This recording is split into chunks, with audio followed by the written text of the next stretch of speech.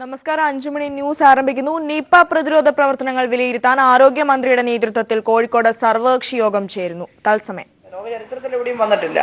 അതുകൊണ്ട് സംശയം തോന്നുന്ന ആളുകൾക്കറിയാം. ഈ മൈക്രോബയോളജി ലാബ് കൈകാര്യം ചെയ്യുന്നവർക്കും അതുപോലെ ഈ അനിമൽ ഹസ്ബൻഡറി കാര്യം കൈകാര്യം ചെയ്യുന്നവർക്കുമൊക്കെ ധാരണയുണ്ട്. അതിലെ വിദഗ്ധന്മാർ കൂടി ഇവിടെ വന്നിട്ടുണ്ട്. ഞങ്ങൾ കർശന നിർദ്ദേശം നൽകിയിട്ടുണ്ട്. ഓരോരുത്തരും വിദഗ്ധ ടീമായി മാറി ഈ കാര്യമൊന്നും ഏറ്റെടുത്തേക്കരുത്. വലിയ അപകടം ഉണ്ടാവും ഇവിടെ.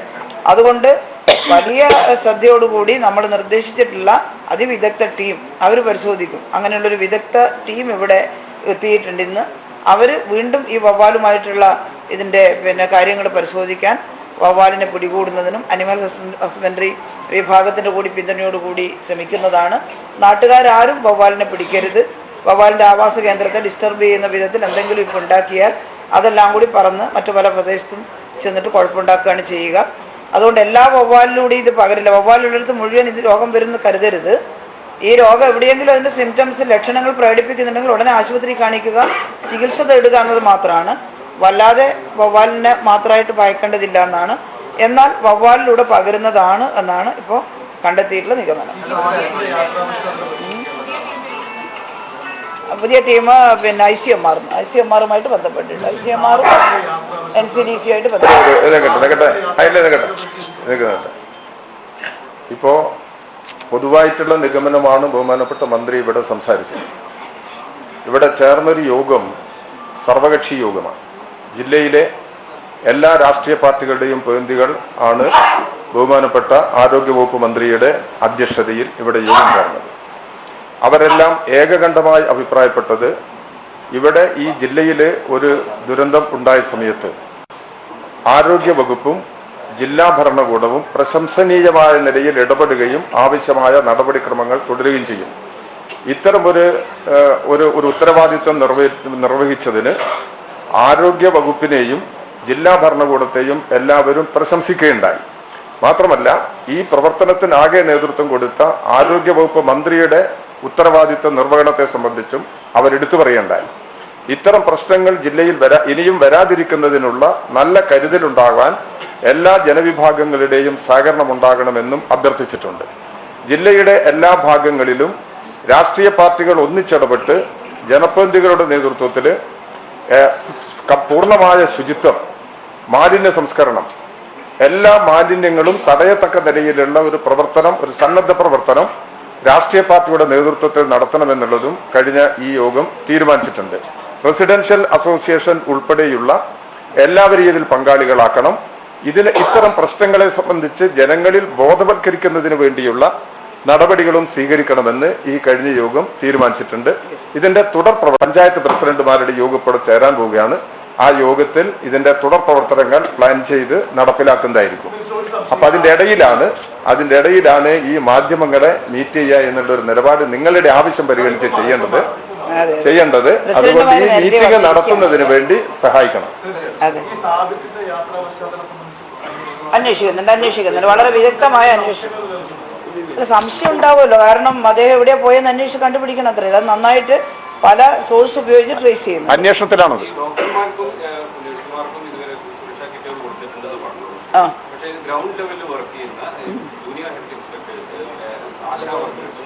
ഇതില് നിങ്ങൾ പറയേണ്ടത്, നമുക്ക് ഈ സമൂഹത്തിലെ മൊത്തം ആളുകൾക്ക് സുരക്ഷാ കിറ്റ് ഉപയോഗിക്കാൻ കഴിയേയില്ല, ഉപയോഗിക്കേണ്ട ആവശ്യകതകളുമില്ല. കടുത്ത രോഗലക്ഷണങ്ങൾ പ്രകടിപ്പിച്ച് ഇത് പോസിറ്റീവാണെന്ന് കണ്ടാലാണ് ഉപയോഗിക്കുക. പക്ഷെ കടുത്ത രോഗലക്ഷണമുള്ളത് പരിശോധന കഴിഞ്ഞ് വരുന്നത് വരെ പോസിറ്റീവാണെന്ന് കരുതേണ്ടതാണല്ലോ. അങ്ങനെ ഐസൊലേഷൻ വാർഡിൽ കഴിയുന്ന അത്തരം ആളുകളെ ശുശ്രൂഷിക്കുമ്പോൾ മാത്രമേ കിറ്റ് ധരിക്കേണ്ടതായി. ഒരു പനിയും കൊണ്ട് ആദ്യം തന്നെ വന്നിട്ട് സംശയം തോന്നിയിട്ട് അയക്കുന്ന ഘട്ടത്തിൽ ഈ സുരക്ഷാ കിറ്റ് ധരിക്കേണ്ടതായിട്ടില്ല. എന്നാൽ ഇതില് ഹാൻഡ് റബ്ബും ഹാൻഡ് വാഷും ഒക്കെ ഇപ്പൊ മാത്രമല്ല, ഞങ്ങളിപ്പോൾ കുടുംബാരോഗ്യ കേന്ദ്രത്തിന്റെ എല്ലാം ഭാഗമായിട്ട് ശക്തമായി ഇൻസിസ്റ്റ് ചെയ്യുന്നത് ഹാൻഡ് റബ്ബും ഹാൻഡ് വാഷും ഒക്കെ ഒരു സ്ഥിരം ശീലമായിട്ട് ആശുപത്രിയിൽ ഉണ്ടായിക്കൊണ്ടിരിക്കുകയാണ്. ഇല്ലാത്ത പക്ഷേ നിങ്ങളോട് ഞാൻ ഒരു കാര്യം ആ സമയത്ത് പറയാം. ഞങ്ങൾ ഈ ആർദ്ര മിഷൻ തുടങ്ങിയപ്പോൾ ഇത്തരം കാര്യങ്ങൾക്ക് വേണ്ടി ഒരു ട്രെയിനിങ് കൊടുത്തിരുന്നു. ഈ നിപ്പ വരുന്നതിന് മുമ്പ് തന്നെ NCDC-യുടെ ഡയറക്ടർ പേരാമ്പ്ര ഹോസ്പിറ്റലിൽ പോയിട്ട് അവിടുത്തെ ക്ലീനിങ് സ്റ്റാഫായിട്ടുള്ള അവരോട് ചോദിച്ചു, എങ്ങനെയാണ് നിങ്ങൾ ക്ലീൻ ചെയ്തത് ഈ പേഷ്യൻ്റ് വന്നപ്പോൾ. അപ്പോൾ അവർ വ്യക്തമായിട്ട് എന്തൊക്കെ ക്ലീനിങ്ങിന് ആവശ്യമായ വസ്തുക്കൾ ഉപയോഗിച്ച് എങ്ങനെ ക്ലീൻ ചെയ്തു എന്ന് അവർ വിശദീകരിച്ചു. അത് എന്നോട് വന്നിട്ട് പറഞ്ഞൊരു താലൂക്ക് ലെവൽ ഹോസ്പിറ്റലിൽ ക്ലീനിങ് സ്റ്റാഫ് ഇത്ര വ്യക്തമായിട്ട് ശാസ്ത്രീയമായിട്ട് ഇങ്ങനെയാണ് ക്ലീൻ ചെയ്യുക, ഇങ്ങനെയാണ് ചെയ്തതെന്ന് പറഞ്ഞത് എന്നെ അത്ഭുതപ്പെടുത്തി. അഭിനന്ദനങ്ങൾ എന്ന് അദ്ദേഹം എന്നോട് പറഞ്ഞു. പിന്നെ അപ്പോൾ നമ്മൾ ഈ ട്രെയിനിങ് നേരത്തെ കൊടുത്തിട്ട് കാര്യങ്ങൾ ചെയ്യുന്നുണ്ട്. ഇനി എവിടെയെങ്കിലും ഒരു സ്ഥലത്ത് നിങ്ങൾ പോയപ്പോൾ ഹാൻഡ് വാഷ് അവിടെ ഇല്ലാണ്ടായിരുന്നു എന്നറിയില്ല. ഓ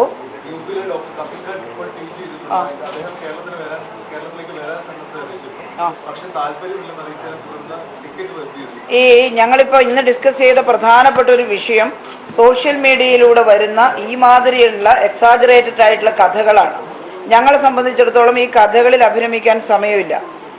കഫീൽ ഖാൻ മാത്രമല്ല, ലോകത്തിൻ്റെ നാനാഭാഗത്തു നിന്നും ഗൾഫിൽ നിന്നും എല്ലാം ഞങ്ങളെ രാമകൃഷ്ണനെയും എന്നെയെല്ലാം നേരിട്ട് വിളിച്ചിട്ട് ഞങ്ങളൊരു സംഘം വരട്ടെ, ഞങ്ങൾ വിദഗ്ധരുണ്ട്, ഞങ്ങൾ എന്തും ചെയ്തു തരാം, ഫീൽഡ് വർക്ക് നടത്തുന്നെല്ലാം പറഞ്ഞു. ഞങ്ങൾ അതിനധികം പ്രോത്സാഹിപ്പിച്ചിട്ടില്ല. എന്തുകൊണ്ടെന്നാൽ ഇവിടെ ICMR-ഉം ഇവിടെ പിന്നെ NCDC-യും അതുപോലെ തന്നെ NIV-യും എല്ലാം ചേർന്നുകൊണ്ട് ഒരു ടീം വർക്ക് നടക്കുകയാണ്. വിദഗ്ധരുടെ അവരെല്ലാം സെറ്റ് ചെയ്തിട്ട് പഴുതടച്ചിട്ടുള്ളൊരു ഇത് നടക്കുകയാണ്. പക്ഷേ അതിൻ്റെ ഇടയിൽ ലോകത്തുള്ള ഒരുപാട് ടീം വന്നാൽ നമുക്ക് അവരെ ശ്രദ്ധിക്കാനും അവരെ നിയന്ത്രിക്കാനും കഴിയില്ല. ഇത് ഒരു യുദ്ധം നേരിടുന്നത് പോലെ നടത്തുന്ന ഒരു പ്രവർത്തനമാണ് DHSൻ്റെ ഒക്കെ നേതൃത്വത്തിൽ. അപ്പോൾ ധാരാളം വിദഗ്ധ സംഘങ്ങൾ ഒരുമിച്ച് ഇവിടെ വന്നാൽ ഇതെല്ലാം കൂടി നമുക്ക് അതുകൊണ്ട് ക്ഷണിച്ചിട്ടുള്ള എല്ലാവരോടും ഞങ്ങൾ നന്ദി പറഞ്ഞു. ഒരു ഘട്ടത്തിൽ നിങ്ങളെല്ലാം ആവശ്യമാകുമ്പോൾ ഞങ്ങൾ വിളിക്കും. ഞങ്ങൾക്ക് നിങ്ങളുടെ എല്ലാം സേവനം ആവശ്യമുണ്ട്. ഇപ്പോൾ ഈ പറയുന്ന കേന്ദ്ര ഗവൺമെൻറ്റും സംസ്ഥാന ഗവൺമെൻറ്റും ചേർന്നിട്ട് വളരെ ഭംഗിയായിട്ട് ഈ കാര്യങ്ങൾ ചെയ്തുകൊണ്ടിരിക്കുകയാണ്. ഏതെങ്കിലും ഒരു ഘട്ടത്തിൽ നിങ്ങളെപ്പോലുള്ള വിദഗ്ധരെ ആവശ്യമുണ്ടെങ്കിൽ ഞങ്ങൾ വിളിക്കുമെന്ന് മാത്രമേ പറഞ്ഞിട്ടുള്ളൂ. ആരെയും തടസ്സപ്പെടുത്തിയിട്ടില്ല, ആരെയും പ്രത്യേകിച്ച് ക്ഷണിച്ചു വരുത്തിയിട്ടുമില്ല. ഇപ്പൊ നമുക്ക് തൽക്കാലം അവസാനിപ്പിക്കാമല്ലോ. എല്ലാ ദിവസവും മീറ്റ് ചെയ്യാൻ പോകുന്നുണ്ട് മീഡിയസിനെ. നിങ്ങൾ നല്ല നിലയിൽ സഹായിക്കണം, മീഡിയസ് നല്ല നിലയിൽ സഹായിക്കണം. ജനങ്ങളിടയിൽ ഭീതി ഒഴിവാക്കുന്നതിന് സഹായകരമായ നിലപാട് സ്വീകരിക്കും. എന്തെങ്കിലും വിമർശനങ്ങളുടെ ചൂണ്ടിക്കാണിക്കുന്നുണ്ട്, പ്രശ്നമൊന്നുമില്ല. പക്ഷേ ജനങ്ങളിടയിൽ പ്രശ്നങ്ങൾ ഉണ്ടാവാതിരിക്കാൻ, ഭീതി ഉണ്ടാവാതിരിക്കാൻ എല്ലാ മാധ്യമ പ്രവർത്തകരും സഹകരിക്കണം. ഇതുവരെയുള്ള സഹകരണങ്ങൾക്ക് നന്ദിയും കൂടി പറയുന്നു. വളരെ നന്നായിട്ട് നിങ്ങളെല്ലാവരും സഹകരിച്ചു മാധ്യമങ്ങൾ എന്നുള്ളതാണ്. നന്ദിയുണ്ട്. അപ്പൊ ഇതൊക്കെ അവസാനിപ്പിച്ചിട്ട് മറ്റേ മീറ്റിംഗിലേക്ക് പോവുകയാണ്. ഒന്ന് സഹായിക്കണം. മീഡിയസൊക്കെ ഒന്ന് ഒഴിഞ്ഞ്. കോട്ടയത്ത് നിപ ബാധിതരില്ലെന്ന സ്ഥിരീകരണം. നിരീക്ഷണത്തിലായിരുന്ന 3 പേർക്കും നിപ ഇല്ലെന്ന റിപ്പോർട്ട്. മണിപ്പാലിലെ ലാബിൽ നിന്നുള്ള പരിശോധനാ ഫലത്തിലാണ് സ്ഥിരീകരണം. മലപ്പുറത്ത് നിപ വൈറസ് പ്രതിരോധ സംവിധാനങ്ങൾ ശക്തമാക്കി ജില്ലാ ഭരണകൂടം. ജില്ലയിലെ അതീവ ജാഗ്രത പ്രഖ്യാപിച്ച പഞ്ചായത്തുകളിലെ വിദ്യാഭ്യാസ സ്ഥാപനങ്ങൾ അടച്ചിടാൻ കലക്ടർ ഉത്തരവിട്ടു. നിപ ഭീതിയെ തുടർന്ന് മഞ്ചേരി മെഡിക്കൽ കോളേജ് ഒരാഴ്ചത്തേക്ക് അടച്ചു. മൂർക്കനാട്, തെന്നല, മുന്നിയൂർ, തേഞ്ഞിപ്പലം പഞ്ചായത്തുകളിലെ വിദ്യാഭ്യാസ സ്ഥാപനങ്ങൾ, അംഗനവാടികൾ, കോച്ചിംഗ് സെന്ററുകൾ എന്നിവ അടച്ചിടണമെന്നാണ് കലക്ടർ ഉത്തരവിട്ടത്. അറിയിപ്പുണ്ടാവുന്നതുവരെ തുറക്കരുതെന്നാണ് നിർദ്ദേശം. ഇതിനകം രോഗം സ്ഥിരീകരിച്ചു വരുന്നവരുമായി ഇടപഴകിയവരെ കണ്ടെത്തി രോഗലക്ഷണങ്ങൾ ഉണ്ടോയെന്ന് നിരീക്ഷിക്കുകയാണ് ആരോഗ്യവകുപ്പ്. ഇതിനായി പ്രത്യേക സംഘം ഈ മേഖലയിൽ പ്രവർത്തിച്ചു തുടങ്ങി. ജില്ലാ മെഡിക്കൽ ഓഫീസിൽ പ്രത്യേക കൺട്രോൾ റൂം പ്രവർത്തനമാരംഭിച്ചിട്ടുണ്ട്. മഞ്ചേരി മെഡിക്കൽ കോളേജ് ആശുപത്രിയിൽ നിപ ബാധിതർക്ക് ചികിത്സ നൽകുവാൻ പ്രത്യേക വാർഡ് ക്രമീകരിച്ചിട്ടുണ്ട്. അതേസമയം മഞ്ചേരി മെഡിക്കൽ കോളേജ് ഒരാഴ്ചത്തേക്ക് അടച്ചിട്ടു. വിദ്യാർത്ഥികൾക്ക് പ്രത്യേക ഹോസ്റ്റൽ സൌകര്യമില്ലാത്തതിനാൽ ആശുപത്രി കെട്ടിടത്തിലാണ് ഇവർ താമസിച്ചിരുന്നത്. ഇവരിലേക്ക് രോഗമെത്താമെന്ന ഭീതിയിലാണ് കോളേജ് അടച്ചത്. ജില്ലയിലെ ആരോഗ്യ ജീവനക്കാർക്കുള്ള മാസ്കുകൾ, ഗൌണുകൾ, കയ്യുറകൾ തുടങ്ങിയവ ജില്ലാ ആരോഗ്യവകുപ്പ് പ്രാഥമികാരോഗ്യ കേന്ദ്രങ്ങളിലും മറ്റു സർക്കാർ ആശുപത്രികളിലും എത്തിച്ചിട്ടുണ്ട്. News bureau, Malappuram. ആഭ്യന്തര വകുപ്പിന് കീഴിൽ പോലീസ് ആസ്ഥാനത്ത് പ്രവർത്തിച്ചു വന്ന കേരള സ്റ്റേറ്റ് റൈഫിൾ അസോസിയേഷന്റെ പേരിൽ വ്യാജ സംഘടന രൂപീകരിച്ച് തട്ടിപ്പ് നടത്തുന്നതായി പരാതി. യഥാർത്ഥ അസോസിയേഷനെ മറികടന്ന സ്പോർട്സ് കൌൺസിലിന്റെ അഫിലിയേഷൻ സമ്പാദിച്ചാണ് വ്യാജന്മാർ കേന്ദ്ര സംസ്ഥാന സർക്കാരുകളുടെ ഫണ്ട് തട്ടുന്നത്. സംഭവത്തിൽ തൃശൂർ വിജിലൻസ് യൂണിറ്റ് അന്വേഷണം ആരംഭിച്ചു. പൊതുജനങ്ങൾക്ക് ഷൂട്ടിംഗ് പരിശീലനം നൽകുന്നതിനായി 1958 ആഭ്യന്തര വകുപ്പിന് കീഴിൽ കേരള റൈഫിൾ അസോസിയേഷൻ രൂപീകൃതമായത്. സിവിലിയൻ റൈഫിൾ ട്രെയിനിംഗ് സ്കീമിന് കീഴിൽ കേന്ദ്ര സംസ്ഥാന സർക്കാരുകളുടെ ധനസഹായം കൈപ്പറ്റിയാണ് സംഘടന പ്രവർത്തിക്കുന്നത്. പരിശീലനത്തിനൊപ്പം ദേശീയ, സംസ്ഥാന, ജില്ലാതല ചാമ്പ്യൻഷിപ്പുകൾ നടത്തുകയെന്നതാണ് പോലീസ് IG റാങ്കിലുള്ള ഉദ്യോഗസ്ഥൻ നേതൃത്വം നൽകുന്ന അസോസിയേഷന്റെ പ്രവർത്തന ലക്ഷ്യം. 2008 ഇതേ അസോസിയേഷന്റെ പേരിൽ ആലപ്പുഴയിൽ ചാരിറ്റബിൾ സൊസൈറ്റി രൂപീകരിച്ചാണ് തട്ടിപ്പിന് തുടക്കമിട്ടത്. യഥാർത്ഥ അസോസിയേഷനെ മറികടന്ന സംസ്ഥാന സ്പോർട്സ് കൗൺസിലിന്റെ അഫിലിയേഷൻ നേടിയെടുത്ത ഇവർ പിന്നീട് കേന്ദ്ര സംസ്ഥാന സർക്കാരുകളുടെ ഫണ്ടുകൾ തട്ടിയെടുക്കുകയായിരുന്നു. പോലീസ് ഹെഡ്ക്വാർട്ടേഴ്സിൻ്റെ പേരിൽ വ്യാജ രജിസ്ട്രേഷൻ ഉണ്ടാക്കി നാഷണൽ ഗെയിംസ് ഉൾപ്പെടെ നിന്നും വ്യാപകമായ രീതിയിൽ ഭീമമായ തുക നിയമവിരുദ്ധമായി കരസ്ഥമാക്കിയിരിക്കുകയാണ്. 2015 ശേഷമാണ് വ്യാജ അസോസിയേഷനാണ് ധനസഹായം കൈപ്പറ്റുന്നതെന്ന വിവരം ആഭ്യന്തര വകുപ്പിന് ബോധ്യമായത്. അനർഹമായി ഫണ്ട് കൈപ്പറ്റുന്നതിനൊപ്പം ദേശവിരുദ്ധ പ്രവർത്തനങ്ങൾക്ക് വരെ വെടിക്കോപ്പുകൾ ഉപയോഗിച്ചേക്കാമെന്ന് അന്വേഷണത്തിൽ കണ്ടെത്തി. പരേതരായവരുടെ പേരിലാണ് വ്യാജ അസോസിയേഷൻ രൂപീകരിച്ചതെന്നും തെളിഞ്ഞു. തട്ടിപ്പ് നടത്തിയ ഭാരവാഹികളെ ഐജിയുടെ നേതൃത്വത്തിൽ ചേർന്ന യോഗത്തിൽ ചുമതലകളിൽ നിന്ന് മാറ്റി നിർത്തിയിരുന്നു.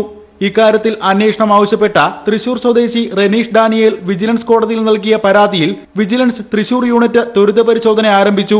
വിജിലൻസ് ഡിവൈഎസ്പിക്കാണ് അന്വേഷണ ചുമതല. News bureau, Thrissur. ചെങ്ങന്നൂർ ഉപതെരഞ്ഞെടുപ്പിനോടനുബന്ധിച്ച് ചെങ്ങന്നൂർ ആലയിൽ മുഖ്യമന്ത്രി സംസാരിക്കുന്നു. തത്സമയം എല്ലായ്പ്പോഴും ഉണ്ടായിട്ടുള്ളത്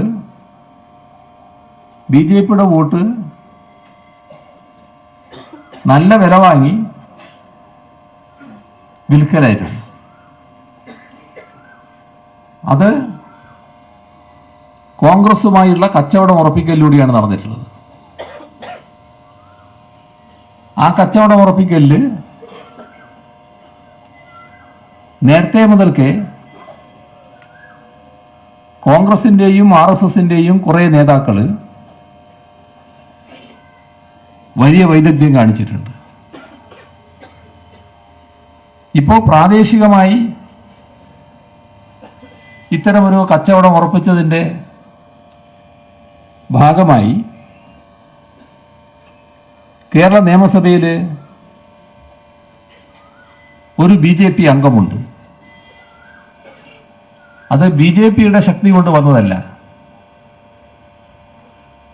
BJP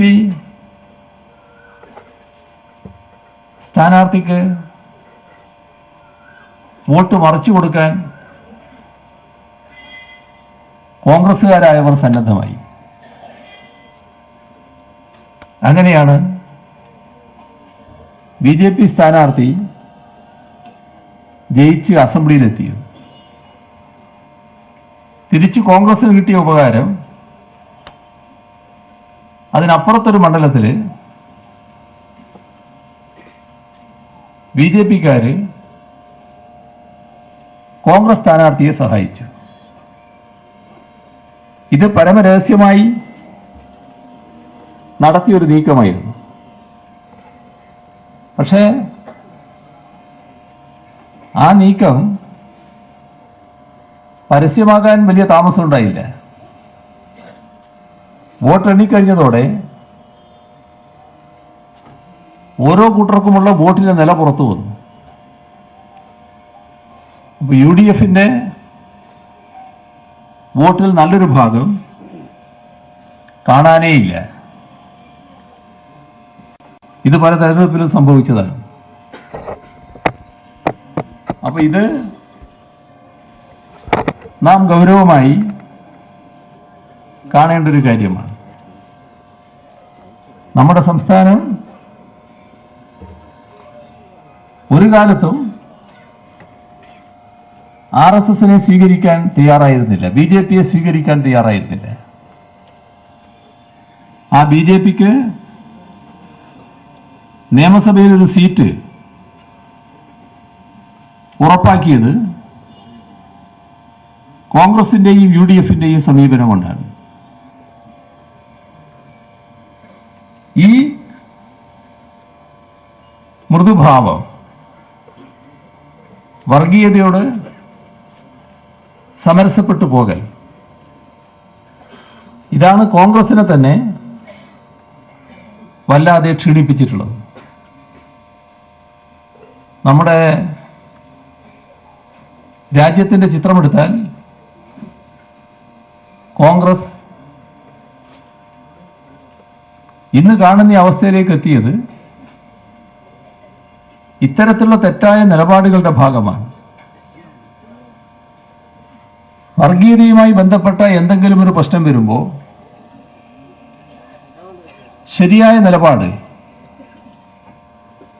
വർഗീയതയെ വിട്ടുവീഴ്ചയില്ലാതെ എതിർക്കുന്ന നിലപാട് കോൺഗ്രസിന് സ്വീകരിക്കാൻ കഴിയാറില്ല. പ്രത്യേകിച്ച് അടുത്ത ദശാബ്ദങ്ങളിൽ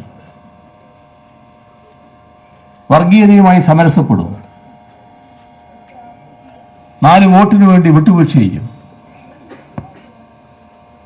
4 സീറ്റിനു വേണ്ടി വർഗീയതയെ പ്രീണിപ്പിക്കും. എന്തായി ഫലം? കോൺഗ്രസിനോടൊപ്പമുള്ളവർ തന്നെ വലിയ തോതിൽ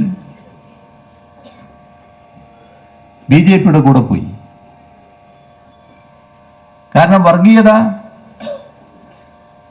ഏറ്റവും നല്ല രീതിയിൽ കൈകാര്യം ചെയ്യുന്നത് അവരാണ്.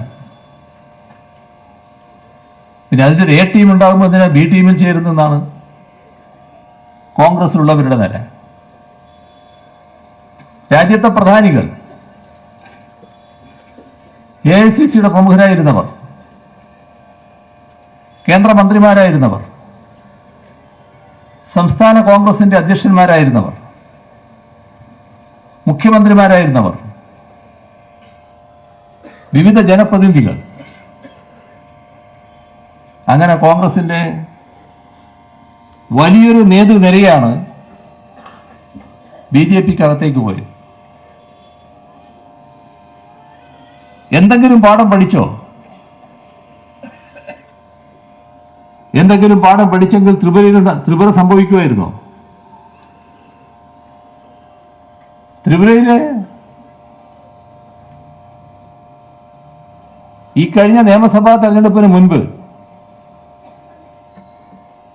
നടന്ന അസംബ്ലി തെരഞ്ഞെടുപ്പിൽ മത്സരിച്ച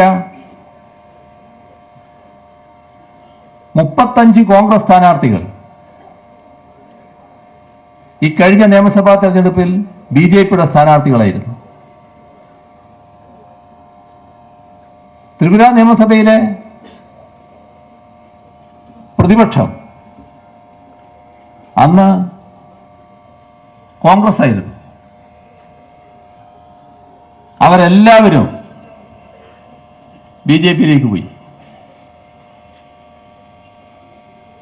ഇതാണ് അവസ്ഥ.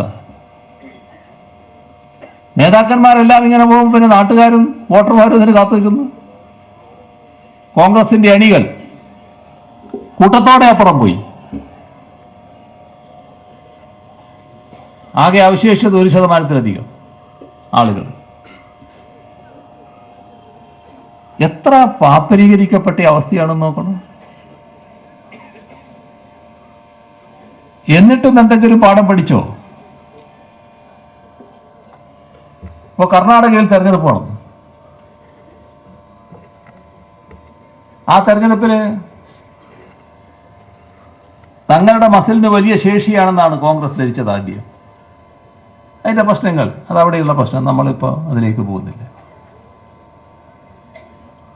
ഏതായാലും തെരഞ്ഞെടുപ്പ് കഴിഞ്ഞു. അങ്ങേയറ്റം ജനാധിപത്യ വിരുദ്ധമായ നിലപാടിലേക്ക് BJP പോയി. തെരഞ്ഞെടുപ്പ് ഫലമൊന്നും പ്രശ്നമല്ല, ആർക്ക് ഭൂരിപക്ഷം എന്നത് പ്രശ്നമല്ല. ഭൂരിപക്ഷം കോൺഗ്രസും ജനതാദൾ എസും കൂടിയാൽ നല്ല ഭൂരിപക്ഷമായി, ആർക്കും സംശയമില്ലാത്ത ഭൂരിപക്ഷമായി. അവരെ ഗവൺമെന്റ് രൂപീകരിക്കാൻ ക്ഷണിക്കുകയാണ് വേണ്ടത്. അത് അട്ടിമറിക്കാനാണ് നീക്കം നടന്നത്. എല്ലാം ആളുകൾക്ക് അറിയാവുന്നതുകൊണ്ട് ഞാനതിൻ്റെ വിശദാംശങ്ങളിലേക്ക് പോകുന്നില്ല. കുമാരസ്വാമിയുടെ നേതൃത്വത്തിലുള്ള ഗവൺമെന്റ് ഇപ്പോൾ അധികാരത്തിൽ കയറി. നമ്മൾ അവിടെ എന്താ വിചിത്രമായ കാര്യം കണ്ടത്? MLA-മാരെ, കോൺഗ്രസിന്റെ MLA-മാരെന്ന് പറയുന്നത് ജനപ്രതിനിധികളായവരല്ലേ, നല്ല നേതാക്കന്മാരല്ലേ, അവരെയല്ലേ സ്ഥാനാർത്ഥികളാക്കുക. അവരെ വിശ്വാസമില്ലല്ലോ. വിശ്വാസം ഇല്ലാത്തതിനെ കുറ്റം പറയണ്ട. നോമ്പുതുറ വിഭവങ്ങളെല്ലാം ഇക്കാലത്ത് റെഡിമെയ്ഡാണ്. റെഡിമെയ്ഡ് പലഹാരങ്ങൾക്ക് ആവശ്യക്കാരേറിയതോടെ നിർമ്മാണ യൂണിറ്റുകൾ സജീവമായി. ഇടുക്കി ബ്യൂറോയുടെ റിപ്പോർട്ടിലേക്ക്.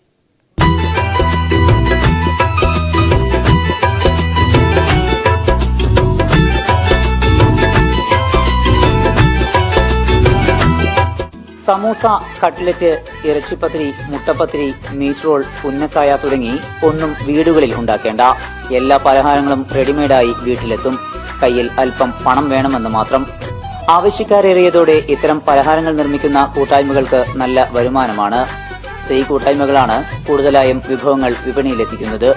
വീടുകളിലേക്കും പള്ളികളിലേക്കും സമൂഹ നോമ്പുതുറകളിലേക്കുമായി ആയിരക്കണക്കിന് ഉൽപ്പന്നങ്ങൾ വിൽപ്പന നടക്കുന്നുണ്ട്.